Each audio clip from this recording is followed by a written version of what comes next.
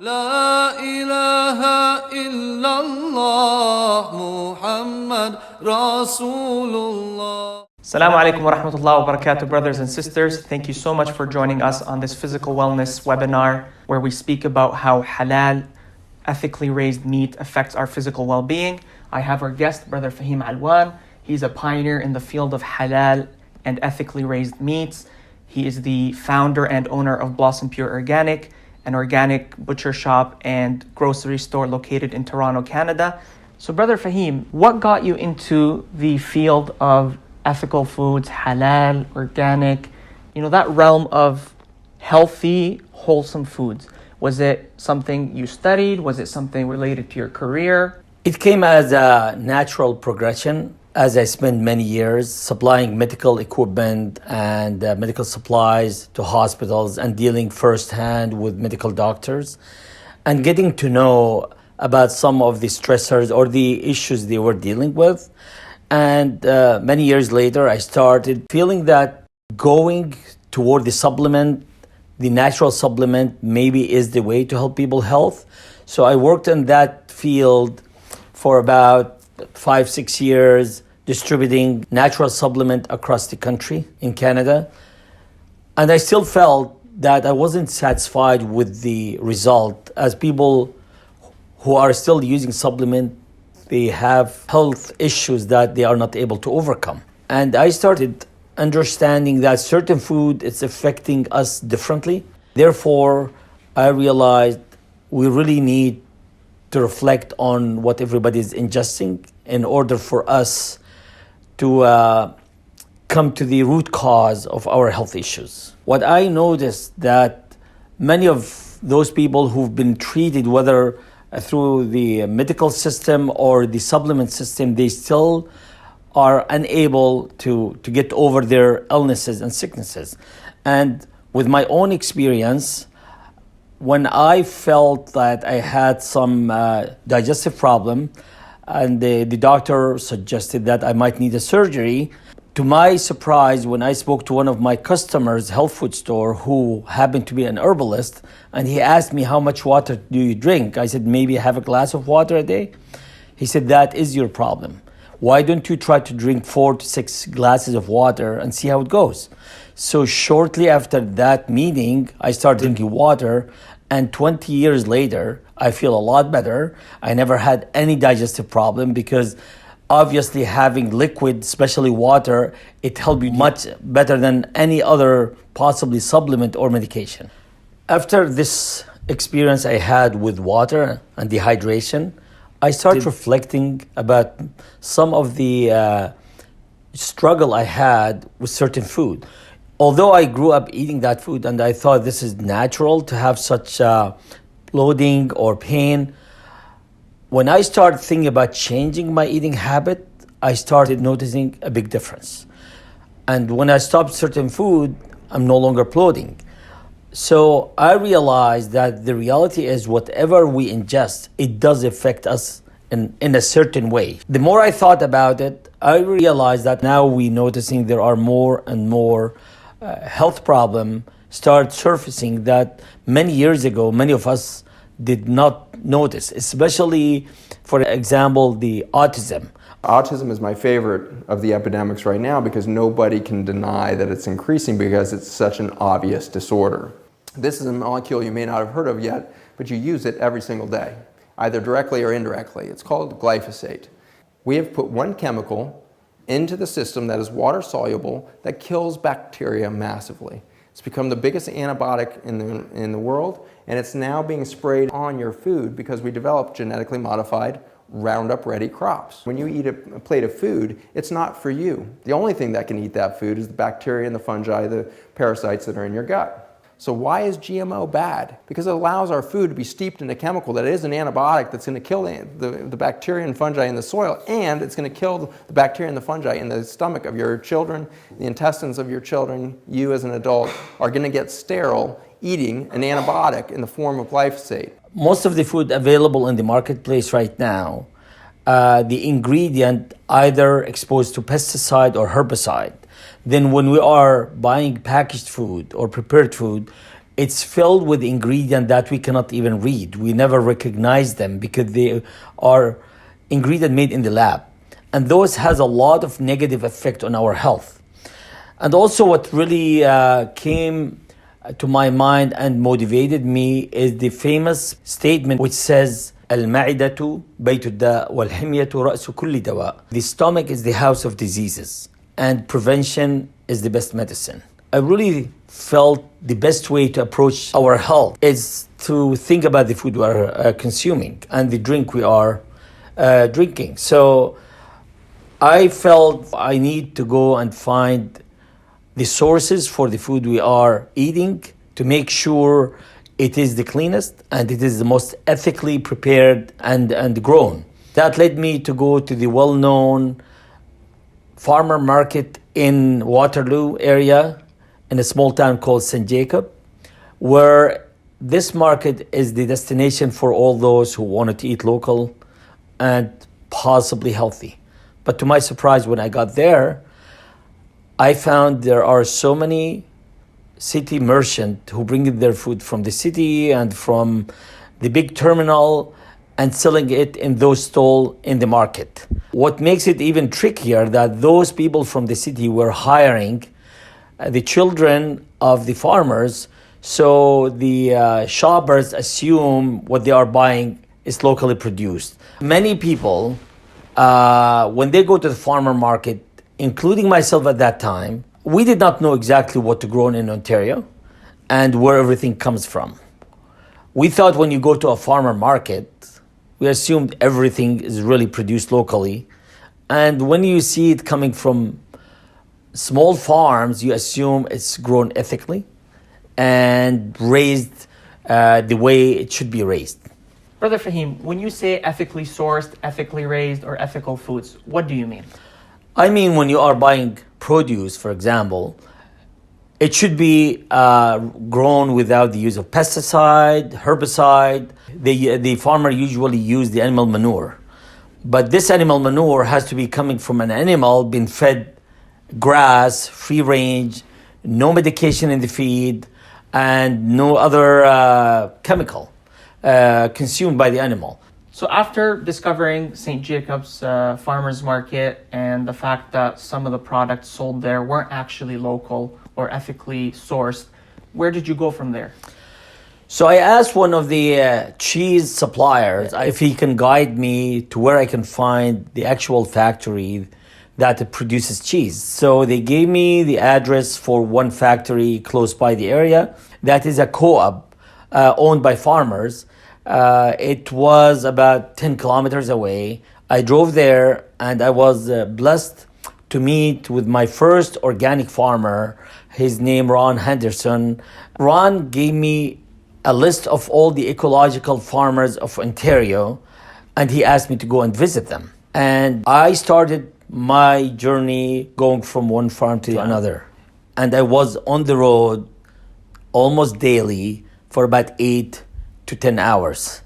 And if you can imagine, I was driving between 500 to 600 kilometers a day. But I was blessed to come across a lamb farmer who had quite a few lambs, and they themselves, they used to butcher every week couple lambs and bring them to another farmer market in Toronto. So I bought my first 5 lambs from them and I was able to sell them within a week. And I bought my first beef from Ron and I divided that into 10 portions and I sold it to 10 different families. And I also, during that time, I came across of one certified organic produce farmer who happened to be Amish. I never met Amish before because when you live in the city, you don't see them. But that individual was amazing and I felt there's a special connection between me and them. So this relationship with the Amish farmer and the lamb farmer had developed to a point where we became like partners. We took care of each other. And I made sure whatever product he produces, I will be able to help him distribute it in the city. So after meeting those farmers, fostering these relationships, and becoming like partners, where did you go from there? How did you start your store? Is this when you opened your shop or did something happen before? So after this relation start developing in a very positive way, and more farmers start contacting me, trying distribute their product in the city, I rented my first unit to basically get all the produce and the dairy product and some egg product, but also a wider variety of organic product which started to become available. So when someone come for their meat, they buy other things that it is important to complement their health. I was selling both to the community and to the health food store. I started appealing to more and more customers from our community who really wanted to eat organic and want to eat local. This relationship I started fostering and developing with the farmers, it gave me a sense of joy and happiness that finally I was able to have access to good food from the sources, and I was able to connect the local farmers to the communities at large in the city. So I started noticing and seeing more and more people seeking my help for connecting them to those farmers, which brought me an additional joy that people really finally found an answer to their dream, and they started eating food that it will definitely help them get better and healthier. Can you tell me more about your customers in the first days? Where did they come from? Why were they choosing the products that you were supplying? My customers who started coming and seeking these products are those who either had health and chronic issues, or they're already aware that more and more chronic illnesses spreading in the community. But the majority of them, they acted on this because there is an immediate threat to their health or their loved one.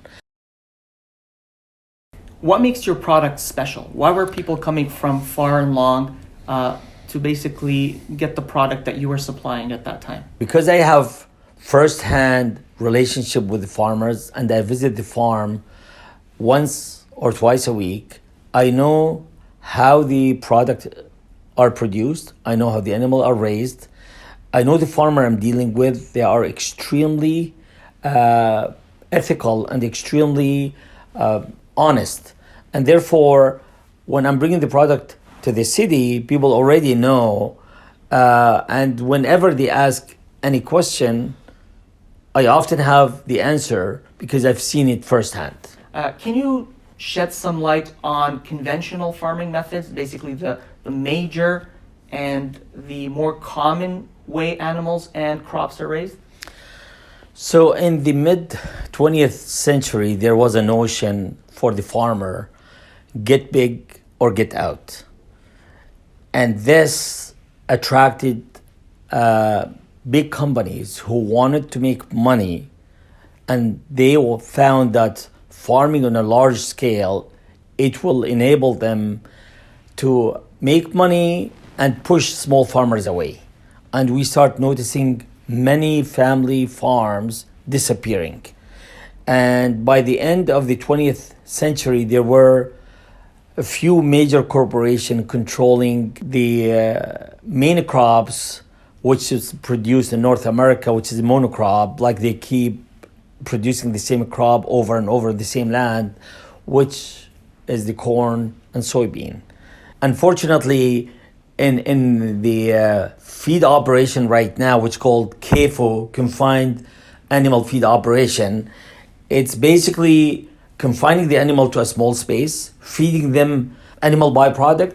It has also antibiotic, because the antibiotic plays a role where if there is any pathogens or bacteria, instead of the animal fighting this bacteria, the antibiotic which is used with the feed and with the water will be the defense mechanism. Essentially, every major leading public health medical authority has come out and condemned the use of medically important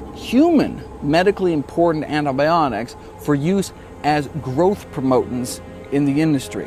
So the vast majority of antibiotics produced in this country don't go to people, actually is funneled into animal agriculture, and not to treat sick animals or even to necessarily prevent sickness, but is used as a growth promotant. The environments that most animals are produced in the United States is so filthy. Their immune system is so embattled by pathogens that it takes so much kind of metabolic energy, growth energy, to fight off all these bugs that their growth suffers. So if you give them antibiotics to wipe out the bugs, you put it in the water supply on a mass level, then their body no longer has to fight off so many bugs, because it's just such an unhygienic environment that they have a growth spurt. They actually grow faster than they would otherwise because, again, of these conditions. And so it saves money. They are feeding them corn because it can fatten them faster. So in those CAFO operation, which is really like a factory, the whole intention it's to produce animal faster and make them ready to the market sooner so they can make more money. They undermine the well-being of the animal and the well-being of the workers and the well-being of the consumers. So the meat you find in a bigger supermarket, it's often coming from those few companies which control 90% of the meat production in the world.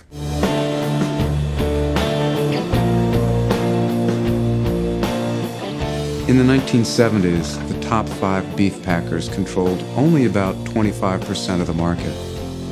Today, the top 4 control more than 80% of the market. And this meat, you cannot at all compare it with meat coming from a small family farm that ethically raising those animals. Let's talk about beef specifically and compare and contrast beef raised in CAFO operations versus locally sourced, ethically raised beef in small family farms. The CAFO operation raise a big number of animals in a small piece of land or inside a barn. So those animals usually born in the spring, and 5 to 6 months later they are separated from the mothers and put in groups with similar age and put on a diet of grain with a sprinkle of hay. This diet will get them to the market sooner, and usually they are confined in a smaller place where they do not move as much, so they do not lose energy or they do not lose weight. And confined animal or CAFO operation get those beef ready anywhere from 14 to 16 months old. On the contrast, as you see, those animals raised on the grass, they have abundance of space, they are happy, they have access to a new grass almost every day, and that's how ethical raising of beef looks like. Fortunately, our relationship with the farmers allow us to bring such animals and serve it in the city for those consumers who are looking for the healthiest animal. Those animals, they will be market ready around the age 24 to 26 months. As you see, it's almost a year older. And that's what it takes normally for a free range and happy animal on the grass to grow, and instead of having them confined and feeding them mostly grain diet. Let's talk now about chicken, how they're raised in CAFO operations versus how they are raised ethically speaking, or basically in small family farms. Just to get an idea how many chicken can be raised in one CAFO operation, it can be up to 100 houses, and each house about 30,000 birds. Wow. So you can imagine the numbers. It is nasty in here. There's dust flying everywhere. There's feces everywhere. The poultry or the chicken in CAFO operation, usually it'll be market ready between 5 to 6 weeks. The animal are raised in a small confined place. The feed has animal byproduct. It has also antibiotic. So when it comes to ethically raised poultry, the farmer who raised them in winter, they have 2,000 to 3,000 birds in one house. They give them about 5 to 6 times more space than conventional. They only feed them organic, and when weather permit, they allow them to go outside. On the other hand, the better example or better chicken, that the one we raise outdoor, mostly in the summer months, where they are spending most of their time outside eating grass, worms, and organic feed. They are active, and their meat tastes much better, and it is much healthier. As far as lamb goes, it's very similar to beef, and they are not treated very well. And most of the lambs are raised off-season, artificially. They keep them mostly in the barn, and whatever you see outside on the grass, it's often the mothers and the babies. The lamb which they are preparing for the market, they usually stay inside. They feed them pellets. They give them medication so they do not spread any diseases. The halal meat that all of us consume and purchase as Muslims, is it coming from CAFO operations, or is it coming from ethically raised, ethically sourced small family farms? Although the meat, it might be halal slaughtered, but it's coming from the same CAFO operation in most cases. And as we know as a Muslim, Allah in the Quran said, "O people, eat from earth what is pure and wholesome." The way they raise the animal, the way they feed them, is truly not pure or wholesome. Yes, it is slaughtered halal, but is that what God wants us to eat? If that was the case, He would have not mentioned the word pure or wholesome. Do you have any personal stories that you can share about the halal market? Some issues with it? Any problems with purchasing meat that is labeled as halal from, let's say, a non-Muslim store? Well, I do have some experiences with meat shops or suppliers who asked non-Muslim slaughterhouse to slaughter it on their behalf and asked them to just say God is great and sold it as halal. We have to understand that most people in the halal food business, they are not necessarily in it because they are really concerned about halal. They are in it because there is a demand for it. But some halal buyers, they are happy enough to see the logo halal on the product, say, Alhamdulillah, I can buy it right now. What they do not realize, they are supporting someone who could be not necessarily doing or selling everything halal, especially when it's outside the packages. And number two, they are not supporting those small meat shop, which is truly ethical about halal, and they mean it. And therefore, we should really trust where we buy our food from, where we buy our meat from, and we need to ask the hard question that can inform us or can emphasize that these animals coming from small farm, coming from local farm, and also truly slaughtered halal, because when you talk about massive slaughterhouse, especially for chicken, they don't hand slaughter it, they use the machine. Although slaughtering method is very important, but in my mind it's more important for us as a consumer and as Muslim to eat truly ethically raised animal and fed the feed they were intended to eat. We've spoken a lot about the ugly landscape of conventional farming or CAFOs. Can we talk about solutions? Can we talk about what alternatives are available? The reality is, if we support and allow those small farmers to stay farming, they can supply us with everything we need and more. But when our focus becomes more about the cost, everything we produce in life as a quality, it comes with a price tag. It costs more. Whether you want to buy a car, buy a phone, or buy a house, you get what you pay for. Decide which one is better.